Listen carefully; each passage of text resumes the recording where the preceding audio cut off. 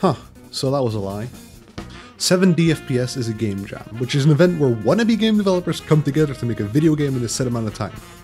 So of course I had to sign up. In this case we had 7 days to make an FP... Wait, what do you mean it isn't 7 days? It's 10 days? 10 days and a quarter? In this case we had a little over 10 days to make an FPS game, and we thought, huh, you know, wouldn't it be funny if we did it in VR? And thus began our 10 days of pain and misery in game development hell as we made the game.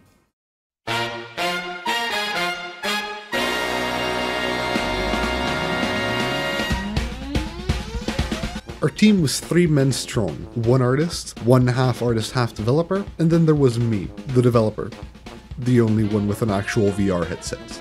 Right off the bat, we knew Unity was the only engine we could really use, as all of us had experience with it, and for VR the only real alternative is Unreal Engine. And fuck that!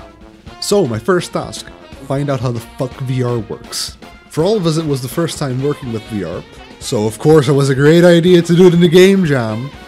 So with the help of my massive brain and a couple of internet tutorials, I managed to get Unity XR working, and it only cost me 6 hours. Next up, movement. Simple. Follow internet tutorial. Slam head against keyboard.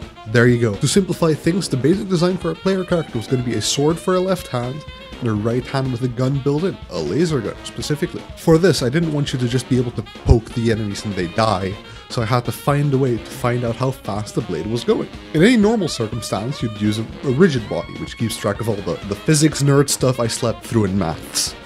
But no, VR has to be fucking complicated. In short, rigid bodies don't do shit in VR. So using what little knowledge I have of maths, I came up with the solution.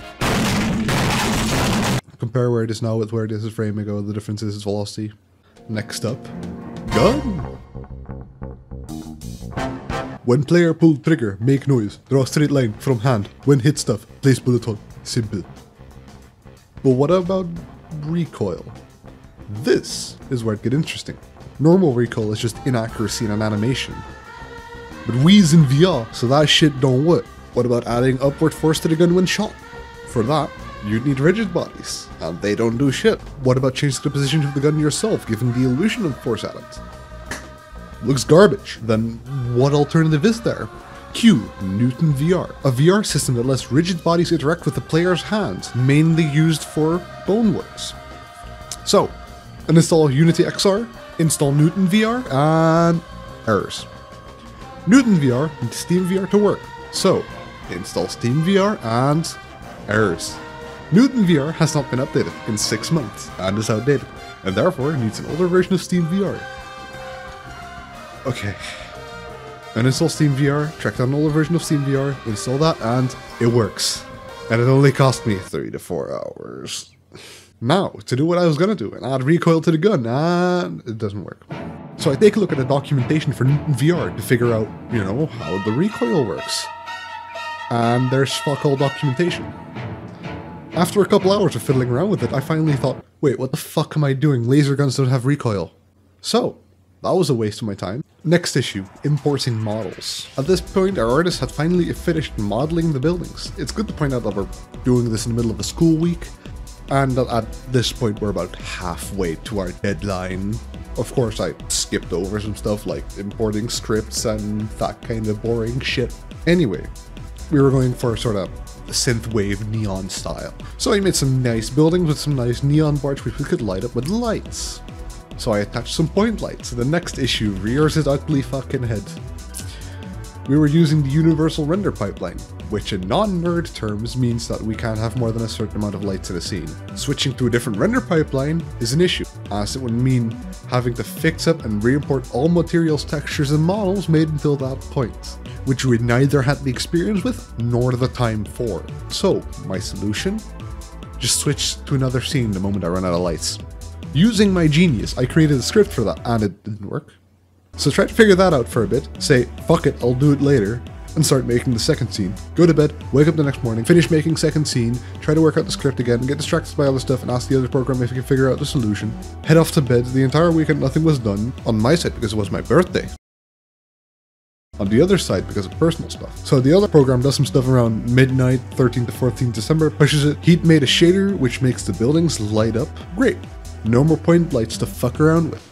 So the next morning, official deadline is 9 AM. I wake up a little before that, import the changes the other guy made, and merge conflicts. So a merge conflict is when two people have worked on the same file. For scripts and such, this usually means you just have to choose which one you use. But this is different. I couldn't choose. Okay, whatever, I'll accept it. What can go wrong? Both level scenes are now nothing. Oh, okay, it's fine, it's fine. I can just roll back to yesterday and there will be no issue. More merge conflicts. What about the day before? Even more merge conflicts. So I talked to my game development teacher about it, and he basically tells me the scenes are a lost cause. The shader didn't even work! So I spent the rest of the day on personal stuff. This is where our story would have ended. But 70 FPS is very chill about late send-ins. So I get back home around 7 PM. Country goes into lockdown again, because oh boy, everyone wanted that. Head upstairs, and the shader's fixed. The other developer had backups of the scenes I had made. After importing from him, all of the merge are just gone. Extra models from our artists to use. Oh boy! Immediately start expanding the level scenes. Start placing down the enemies the other programmer had made, place point lights to guide the player. Meanwhile, the other programmer also made a menu scene, got that working. He'd made an end scene, got that working. So finish up the level scene, got it to transition into the end scene, build it, meanwhile make an itch.io page. When it's done, put it into a RAR file, throw it in an itch, send it in, throw myself out a window.